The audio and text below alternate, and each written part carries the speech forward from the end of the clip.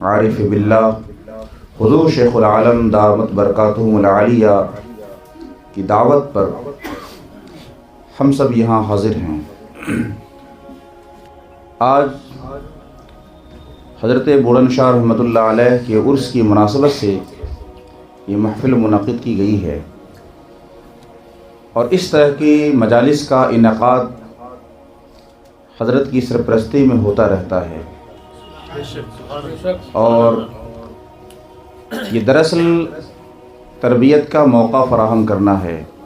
بار بار ہمیں تربیت کے لیے بلایا جاتا ہے تاکہ ان مجالس کے ذریعے سے ہمیں کچھ سیکھنے اور سننے کا موقع مل سکے۔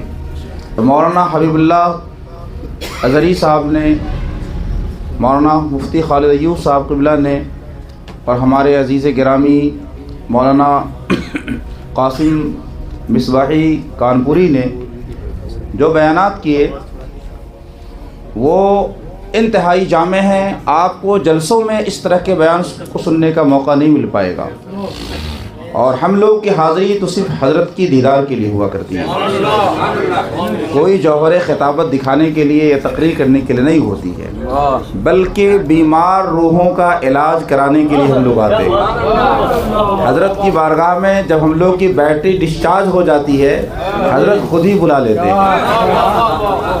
کیونکہ بیٹری کو ریچارج کرنا بھی ضروری ہوتا ہے، اور لمبا ٹائم گزر جاتا ہے تو روحانیت میں کمی آ جاتی ہے۔ ہمارے مرشد برحق اتنے شفیق ہیں، اتنے کریم ہیں کہ وہ خود ہی موقع نکال لیتے ہیں، اور کسی نہ کسی عرس کی تقریب کے موقع سے ہم گناہگاروں کو بلا لیتے ہیں، اور اپنے شربت دیدار کے ذریعے سے ہماری روحانی تربیت کا انتظام فرما دیتے ہیں۔ آپ پورے ہندوستان کا سفر کر لیں، اس میں کوئی مبالغے کی بات نہیں ہے۔ میں نے تو شمال سے جنوب، مشرق سے مغرب تک کا ہندوستان میں سفر کیا ہے۔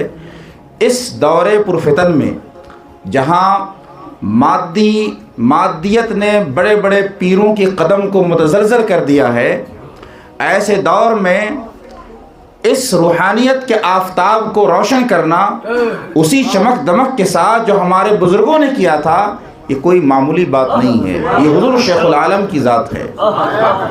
مریدوں کی جس قدر تربیت آپ فرماتے ہیں، اس دور میں ہم نے نہیں دیکھا کہ کوئی پیر اس پیرانہ سالی میں 80 پلس ہونے کے باوجود مرید کی تربیت کا یہ اہتمام کرتا ہو۔ آج حقیقت یہ ہے کہ جو جتنا بڑا پیر ہے اتنے ہی اس کے اسفار زیادہ ہیں، اور اتنے اسفار ہیں کہ اگر کوئی مرید باوفا مخلص ملنا بھی چاہے تو ان کو ملنا نصیب نہیں ہوتا ہے۔ وہ کبھی انگلینڈ میں ہیں، کبھی نیو یارک میں ہیں، کبھی افریقہ میں ہیں، کبھی امریکہ میں ہیں، کہاں کہاں سفر کر رہے ہیں۔ مریدوں کو ٹائم دینے کے لیے وقت ہی نہیں ہے، تربیت کہاں سے ہوگی؟ لوگ ایسے پیروں کی تلاش میں اس لیے ہوتے ہیں، وہ خدا کی تلاش میں نہیں، بلکہ فلاں پیر صاحب کا دامن ہاتھ آ جائے اور ان کے نام کا ٹیگ لگ جائے ہمارے اوپر، فلاں بڑے حضرت کے ہم مرید ہو گئے، اور ساری تربیت ختم ہو جاتی۔ ان کا بہت بڑا خسارہ ہوتا ہے۔ پیر ہمیشہ ایسا تلاش کرنا چاہیے جن کی صحبت نصیب ہو، جن سے ہمیں ملنے کا موقع مل سکے، دو بات کہہ سکیں، اور ایسے پیر جن کے ہاں دربار مقرر ہوں، جہاں بغیر سورس کے رسائی بھی نہ ہو۔ لوگ ایسے ہی اس کو بولتے ہیں ماڈرن اور ہائی لیول کے پیر تلاش کرتے ہیں، لیکن آپ کو اس کی وجہ سے بہت زیادہ خسارہ ہو رہا ہے۔ اس وقت ہندوستان کے اندر جو تباہی آئی ہے، خانقاہی نظام جو تباہ ہو چکا ہے، روحانیت کا جو جنازہ نکل چکا ہے، وہ اسی وجہ سے، اسی سوچ کی بنیاد پر کہ ہمارے خانقاہوں سے روحانیت ختم ہو چکی ہے۔ پیر کو مرید کی تربیت کے لیے وقت ہی نہیں مل پا رہا ہے۔ ہندوستان میں تو کوئی بڑا پیر رہنا ہی نہیں چاہتا، وہ ہمیشہ لندن اور دبئی کا سفر کرتے رہتے، لیکن اللہ تعالیٰ نے جی ایک منٹ، جی حضور، میں جو ہے میں پیر نہیں ہوں، جی حضور، میں اپنے پیر کی غلامی کر رہا ہوں۔ سبحان اللہ، نعرہ تکبیر، نعرہ تکبیر، پیرو مرسی، پیرو مرسی۔ بے شک حضور نے سچ فرمایا، آپ اپنے پیر کی غلامی اور پیروی فرما رہے ہیں، اور پیر تو حقیقت میں رسول اعظم محمد رسول اللہ صلی اللہ علیہ وسلم ہیں، اور مرید صادق حضرت سیدنا صدیق اکبر رضی اللہ عنہ ہیں، اور اس کے بعد جتنے ہیں سب ان کے متبع ہیں، ان کے سلسلے کو پھیلانے والے ہیں۔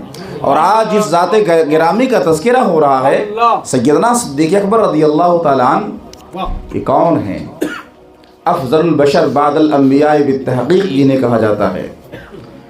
اور ہمارا جو سلسلہ ہے تو سلسلہ خالص سلسلہ نقشبندیہ خالص صدیقیہ ہے، سلسلہ نقشبندیہ مکمل صدیقی ہے۔ سیدنا صدیق اکبر رضی اللہ تعالیٰ عنہ کا جلال اور جمال، ان کا ظاہر و باطن اس سلسلے کے اندر موجود ہے۔ اگر کوئی سیدنا صدیق اکبر رضی اللہ تعالیٰ عنہ کا کامل فیض حاصل کرنا چاہتا ہے صور معنوی اور ظاہری، تو اسے سلسلہ نقشبندیہ سے وابستہ ہونا چاہیے، یقیناً ان کو ان کا فیض مل جائے گا، کیونکہ سیدنا صدیق اکبر رضی اللہ تعالیٰ عنہ کو حضور صلی اللہ علیہ وسلم سے معیت کاملہ حاصل ہے، اور یہ معیت کبریٰ جو حاصل ہے آپ کے علاوہ کسی صحابی کو یہ حاصل نہیں ہے۔ یہی وجہ ہے کہ جب ظاہر میں رہے تو بھی ساتھ میں رہے، اور بعد وصال بھی ساتھ ہے، یہ معیت کاملہ ہے۔ اور توجہ ایسی ڈالی سرکار نے، اور سرکار کا ایسا کرم ہوا، ان کے فیض کا اثر ہوا کہ لوگ پہچاننے سے قاصر رہے کہ آقا کون ہے، غلام کون ہے۔ وجہ یہ ہوتی ہے فنائیت میں ایک منزل آتی ہے، جب مرید پیر کی ذات میں فنا ہو جاتا ہے، فنائیت اپنی انتہا کو پہنچ جاتی ہے، تو نہ صرف اس کا باطن پیر کے باطن میں رنگ جاتا ہے، بلکہ اس کا ظاہر بھی پیر کے ظاہر میں ڈھل جاتا ہے۔ اور توجہ اتحادی جب پڑتی ہے شیخ کی، تو ان کو اپنا بالکل ہم شبیہ بنا دیا کرتے ہیں۔ اور یہ کیفیت ہمیشہ کے لیے نہیں ہوتی ہے، بلکہ کبھی کبھی ایسی کیفیت طاری ہو جاتی ہے۔ اس زمانے میں ہمارے مرشد برحق کا یہ طریقہ تبلیغ یقیناً دوسرے سلسلے کے بزرگوں کے لیے بھی باعث تقلید ہے کہ آپ اپنے مریدوں کی اس نہج پر تربیت فرماتے ہیں کہ دور سے سمجھ میں آتا ہے کہ کس پیر کا مرید ہے۔ مشائخ کے طریقے پر آپ اسے کلاه پہناتے ہیں، ٹوپی پہناتے ہیں۔ ٹوپی پہنانا یہ مشائخ کرام کا طریقہ رہا ہے، لیکن میں دیکھ رہا ہوں دیگر سلسلوں میں لوگ اس کے اہتمام نہیں کرتے، اس لیے کہ رسم پر آ چکے ہیں، حقیقت چھوڑ بیٹھے ہیں۔